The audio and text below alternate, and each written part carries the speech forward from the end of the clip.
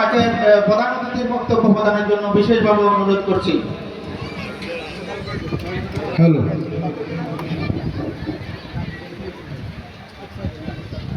আজকে পূর্ব দেবপুর উচ্চ বিদ্যালয় পুরস্কার বিতরণ অনুষ্ঠানের সংগ্রামী সভাপতি, উপস্থিত নেতৃবৃন্দ, এই এলাকার গণ্যমান্য ব্যক্তিবর্গ, শিক্ষক শিক্ষিকাগণ, ছাত্রছাত্রী বন্ধুরা, সাংবাদিক ভাইয়েরা এবং যারা আমার এই বক্তব্য শুনছেন, আমি সর্বপ্রথম আপনাদেরকে শুভেচ্ছা জানাচ্ছি, আপনাদেরকে অভিনন্দন জানাচ্ছি। আমি বক্তব্য শুরুতেই শ্রদ্ধার সাথে স্মরণ করছি এই এলাকার মাটি মানুষের নেত্রী, যিনি এই এলাকায় দীর্ঘদিন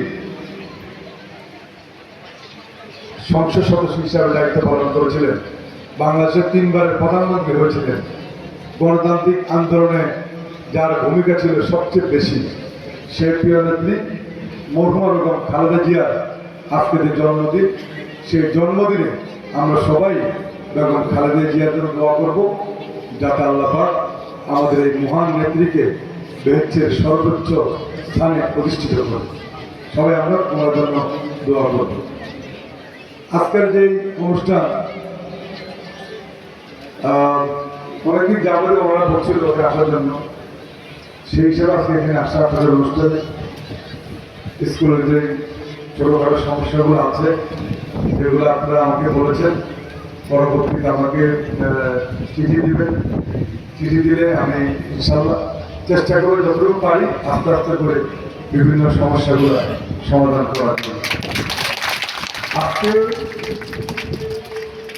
আমাদের সরকার মাত্র 4 থেকে 5 মাস, এই সময়ের মধ্যে আমি চেষ্টা করেছি যতটুকু পারি এই এলাকার ছোটোখাটো যে রাস্তাগুলো করার জন্য। অনেকগুলো বড় রাস্তা হচ্ছে, ইনশাল্লাহ পর্যায়ক্রমে সবগুলো কম, কিন্তু আমাদের সময় অনেক কম। যদি বিগত 16 বছরে এই এলাকার উন্নয়ন হতো ঠিক মতো, তাহলে আজকে রাস্তাঘাটের অবস্থা এত খারাপ হতো না। যেহেতু দীর্ঘদিন এখানে উন্নয়ন কর্মকাণ্ড হয় নাই, এখন আমাদের উপর ব্যাপক এই উন্নয়নের যে একটা পেশা, আমরা মানুষের কষ্ট এটা অনেক বেশি। আমি চেষ্টা করেছি ইতিমধ্যেই তো এই এলাকায় আমরা যে ছোটোখাটো রাস্তাগুলো প্রায় 10টা-12টার রাস্তা আমরা করেছি এই দেবপুরে, এই ওয়ার্ডে আরও হবে। রাস্তা প্রচুর খারাপ। আর আমাদের ইচ্ছা অনেকে হয়তো অনেকে বলেন যে বিএনপি আসলে রাস্তাঘাট হচ্ছে না, ইলেকট্রিকের সমস্যার সমাধান হচ্ছে না, গ্যাস, এই যে সমস্যাগুলো এগুলো তো আমরা তৈরি করি নাই। আমাদের আগে যারা সর্বত্র ক্ষমতা ছিল বিনা ভোটে, তাদের থেকে সমস্যাগুলো তৈরি করে। আমরা চাইলে তো চারপাশে 5 পাশে সমস্যাগুলো আমরা সমাধান করতে পারবো না, পারবো? আপনি যে একটা গাছ রোপণ করে চাইলে কি গাছ রুইয়া 2 মাস পরে ফল খেতে পারবে? ওর একটা নির্দিষ্ট সময় আছে। আমরা এই স্বল্প সময়ে যতটুকু পারছি আমরা কাজ করতেছি, কিন্তু আমরা চাইলে এই 3-4 মাসের মধ্যে সমস্ত সমস্যাগুলো আমরা সমাধান করতে পারবো। এই যে মাঝখানে কয়েকদিন তেলের সমস্যা হয়েছিল, ডিজেলের সমস্যা হয়েছিল, হয়েছিল না? তেলের দাম বেড়ে গেছে, পাওয়া যাচ্ছিল না। এগুলো কিছু কিছু অসাধু লোক যতটুকু সমস্যা হয়েছে তার থেকে বেশি তারা তৈরি করছে। ইনশাল্লাহ এখন তো তেলের সমস্যাটা মোটামুটি নাই। ওরা অনেকে বলেন বিএনপি আসছে, তেলের দাম বেড়ে গেছে। একটা জিনিস মনে রাখবেন, বিএনপি ক্ষমতা আসার পরে তেলের যে সমস্যা হয়েছিল সেখানে বিএনপি 15 দিনে প্রায় 200 কোটি টাকা সেখানে ঘাটতি দিয়ে তেল দিয়েছে, 200 কোটি টাকা। কিন্তু কোন সরকারের পক্ষ কি এই সারা জীবন যতদিন থাকবে ঘাটতি দেওয়া সম্ভব? সম্ভব না, দেশ চলবে না। টাকা আমাদের সবাই এক জায়গায় ঘাটতি দিলে আরেক জায়গায় আনতে হয়, এতে সরকারকে ব্যালেন্স করতে হয়। আর আমরা কিনতেছি বেশি দাম, আমরা কম দামে কেউ দিব, সে কি সম্ভব? সম্ভব না। আপনি যদি ধান বেশি দামে কিনেন, চাউল কি আপনি সস্তা দিতে পারবেন? পারবেন না, পারবেন না। এরকম সরকারও সরকার বাইরে থেকে আনতে হচ্ছে, টাকা পয়সা খরচ হচ্ছে, চাইলে উনি আপনাদেরকে একবারে কম দাম দিতে পারবে না, তাহলে অন্য সেক্টরে এরা ঘাটতি রাখবে। তাই সরকারকে সব দিকে ব্যালেন্স করতে হবে।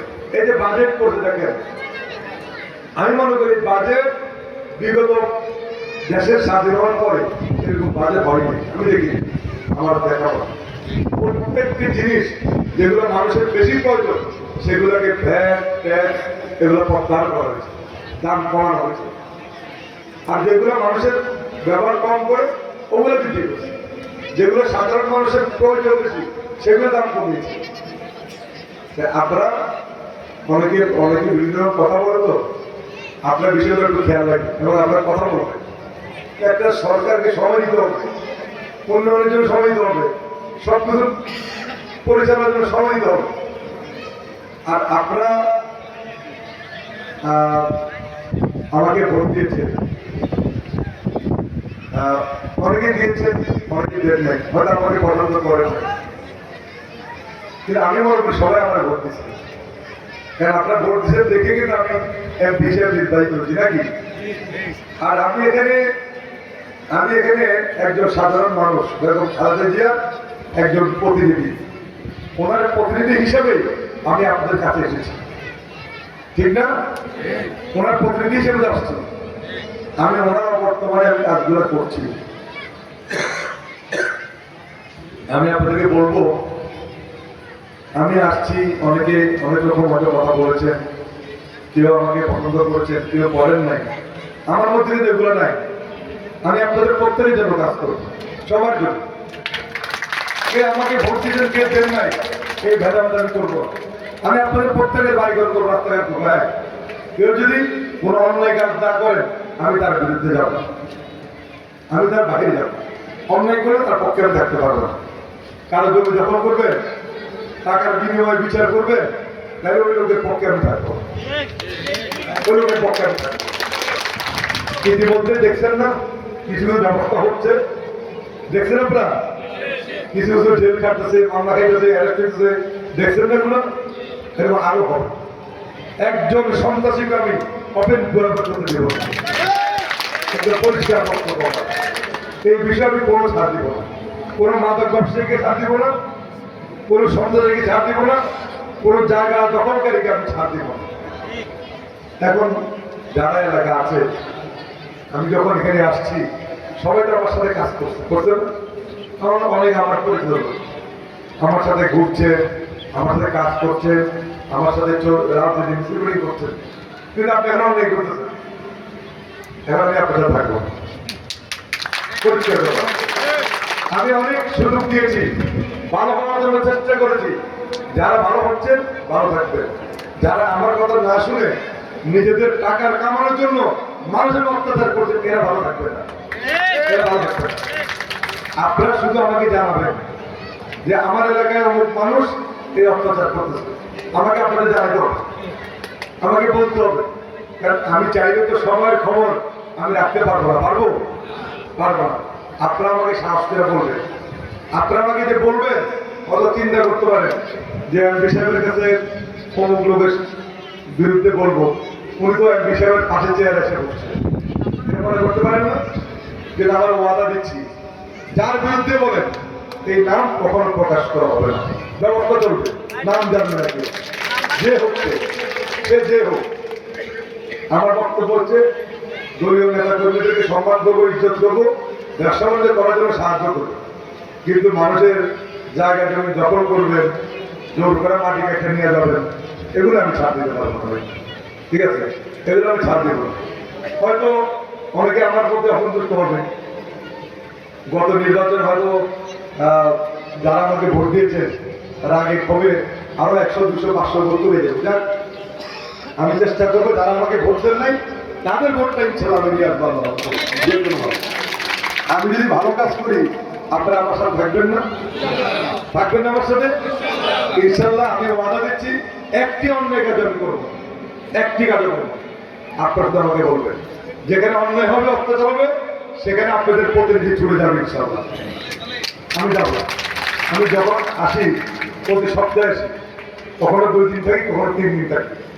সকাল 8টা থেকে আমার কাজ শুরু হয়, রাতের 1টা 2টা পর্যন্ত চলে। আমি একদিনে যে কাজ করি অন্য মানুষ সেটা করতে হলে তার 2 দিন সময় লাগবে মিনিমাম, 2 দিন 3 দিন রাখতে হয়। অনেকে একটা প্রোগ্রাম করে 2টা করে, আমি 10টা করি, টানা কন্টিনিউ চলে। আমার দুপুরে কই খাবো না করে চিন্তার মাথা রাখি না, কখনো খাই কখনো খাই না। আর কম খাওয়ার অভ্যাস, না খাই হচ্ছে অনেক সহজ, এটা সেটা খাই। আমার বক্তব্য হচ্ছে আপনারা আমাকে ভোট দিয়েছেন, যারা ভোট দিয়েছেন আমি বলবো আপনারা ঠকবেন না। আপনারা যে আমাকে ভোট দিয়েছেন আমি আপনাদের মর্যাদা, আমি প্রত্যেকটি মানুষের মর্যাদা রক্ষা করব। আর যারা দেন না আমাকে, আপনাদেরকে অনুরোধ করব, আমি আপনার ছেলে, আমি এমপি হিসেবে আপনার কাছে প্রতিষ্ঠা নিতে চাই না। আপনার ভাই হিসেবে, আপনার ছেলে হিসেবে যদি আমি এলাকার মানুষের জন্য কাজ করি, আপনারা আগামী দিনে আমার সাথে থাকবেন, আমি আপনাদের পাশে আছি।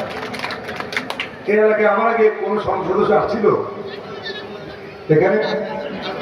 আমার আগে কোন এমপি এখানে আসছিলেন? আসেন নাই। অনেক জায়গায় বলে কেউ আসেন নাই। আমি সব জায়গায় বস্তিতে ঢুকি, বড় লোকের বাড়িতে যাই, গরিব মানুষের বাড়িতে যাই, বিভিন্ন জায়গায় চেষ্টা করছি। ইনশাল্লাহ 2 বছরের মধ্যে সব জায়গায় যাবো ইনশাল্লাহ। 2 বছর লাগবে আমার, প্রত্যেকটা ঘরে ঘরে আমি যাবো। আর এই 2 বছরের মধ্যে এই এলাকার কোন রাস্তা আমি কাঁচা রাখবো না ইনশাল্লাহ, সব ফাঁকা করবো ইনশাল্লাহ। আপনাদের অভাব অনটন আমি চেষ্টা করব। আপনারা শুনে খুশি হবেন, আপনাদের এই এলাকার মানুষের সবচেয়ে বড় সমস্যা কি? মহুরী, কবুয়া, সিলোনিয়া নদীটা যেটা বন্যায় প্রতি বছর ডুবে নিয়ে যায়, এটা কি আপনাদের সবচেয়ে বড় সমস্যা না? আমরা ক্ষমতা আসার 1 মাসের মধ্যে 1 থেকে 1542 কোটি টাকা আমরা পাস করেছি ইনশাআল্লাহ। এবং আগামী সেপ্টেম্বর মাসে আর 1 মাস বাকি আছে, মাননীয় প্রধানমন্ত্রী এলাকায় এসে এই বাঁধ তিনি উদ্বোধন করবেন ইনশাআল্লাহ। আপনারা সবাই যাবেন, যাবেন না? সবাই যেখানে উনি প্রোগ্রাম করে, ফুলগাজি করুক, প্রোগ্রাম করুক, সবাই যাবেন। আমরা প্রধানমন্ত্রী সেদিন অভিনন্দন জানাবো, কারণ আমাদের সবচেয়ে কষ্ট হচ্ছে বাঁধ। প্রতি বছর বাড়িঘর ডুবে যায়, আমাদের সম্পদ নষ্ট হয়ে যায়, গরু ছাগল নষ্ট হয়ে যাচ্ছে, সম্পদ নষ্ট হচ্ছে, ঘরের আসবাবপত্র নষ্ট হচ্ছে। আল্লাহ পাক উনি আমাদেরকে, আল্লাহ পাক আমাদের সাহায্য করছেন যে আমরা ওনার উছিলায় অতি দ্রুত এই প্রকল্পটা আমরা পাস করতে পেরেছি। এত বড় প্রকল্প বাংলাদেশে এখন পর্যন্ত পাস হয়নি, এটাই প্রকল্প, সবচেয়ে বড় প্রকল্প। আরো হবে ইনশাআল্লাহ। এই প্রকল্প শুধু 15 কোটি না, যদি এই প্রকল্প বাস্তবায়ন করে 3000 কোটি টাকা, ইনশাআল্লাহ 3000 কোটি টাকা আমরা খরচ নিয়ে আসবো। এই কাজ আমরা করবো, এই কাজ শুধু আরেকটা কাজ উনি করেছেন, তথ্য কমপ্লেক্স। আমরা ফেরিতে একটা তথ্য কমপ্লেক্স দিয়েছি, যেটা বাংলাদেশে 15টা হয়েছে, আমাদের ফেরিসের 16টা। এই 16টা সারা বাংলাদেশে হয়েছে, আমরা একটা পেয়েছি। পাশাপাশি স্পোর্ট ভিলেজ, প্রধানমন্ত্রী খেলাধুলার উপর অনেক গুরুত্ব দিয়েছেন। খেলাধুলাকে পেশা হিসাবে কাজ করবেন, যারা ভালো খেলবে তারা বেতন পাবে চাকরির মতো। এখন এই খেলাধুলা উন্নয়ন করার জন্য প্রধানমন্ত্রী বাংলাদেশে 10টা স্পোর্টস ভিলেজ স্থাপন করবেন। এই 10টা স্পোর্টস ভিলেজের মধ্যে আমি মাননীয় প্রধানমন্ত্রীর কাছে চেয়েছি যে আমার এলাকায় একটা স্পোর্টস ভিলেজ দেন, তিনি সেটা ইনশাআল্লাহ দিয়েছেন। এই স্পোর্টস ভিলেজ করতে 12 থেকে 13 একর জমি লাগবে, কম না কিন্তু, বিশাল বিষয়। 12-13 একর, সেখানে সব থাকবে। আমাদের এলাকায় ডেভেলপমেন্ট হবে, উন্নয়ন হবে, রাস্তাঘাট হবে, সব করছে ইনশাআল্লাহ। আর মাননীয় প্রধানমন্ত্রী নির্বাচন আগে ঘোষণা দিয়েছেন, আমি